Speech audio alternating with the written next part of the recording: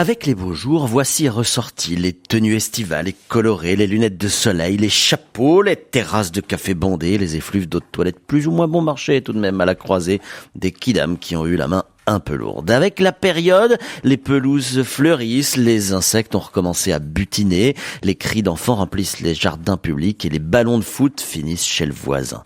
Les vélos se multiplient, les trottinettes foisonnent et mon Solex tourne à plein régime.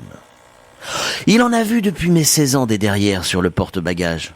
Mes petites amies de l'époque, mes enfants ensuite, et puis moi, maintenant, seul, au guidon.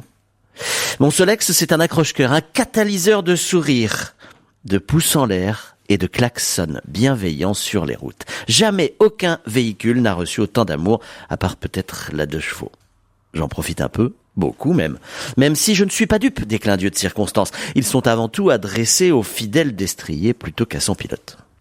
Solex 2 chevaux, même combat, celui de la nostalgie délicieuse, tout d'abord, celle de nos parents dans les années 50 et 60. Oh, pas de voiture dans les campagnes. Le Solex, c'était le premier véhicule motorisé, populaire. C'est lui qui a permis l'émancipation de la jeunesse.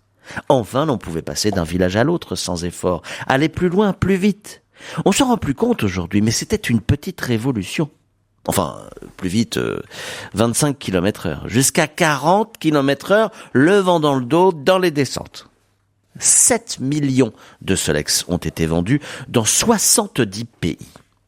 Il fut une époque où il était très présent dans la littérature, au cinéma, symbole répandu des classes simples. Souvenez-vous des vacances de Monsieur Hulot, du Diable et les 10 commandements avec ses bonnes sœurs en peloton, de Tintin et le mystère de la Toison d'Or avec son facteur.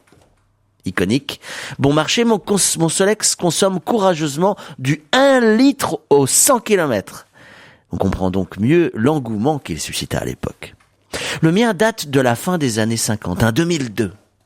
Une clé neuve dans la main gauche, on sait jamais, un pantalon moucheté de taches de graisse au niveau du mollet droit, une odeur d'essence permanente, une fesse gauche douloureuse. C'est ainsi que j'entame mes rendez-vous depuis quelques semaines. Et ça fonctionne. L'entrée en matière est super attractive. Jamais je n'aurais cru faire recette avec autant de simplicité. Bon, faut dire que j'ai toute la panoplie, des mitaines en cuir au gilet désuet, la besace assortie sur le côté, puis le casque-bol, bien sûr. Il ne me manque plus que la pipe au bec. Mais là, veto du côté de mon gouvernement. Bref, je me déguise, je me fais remarquer. Je suis un éternel adolescent grâce à une très vieille dame qui rend les autres heureux, créée en 1946, ma bicyclette qui roule toute seule, pourvu que ça dure. À la semaine prochaine.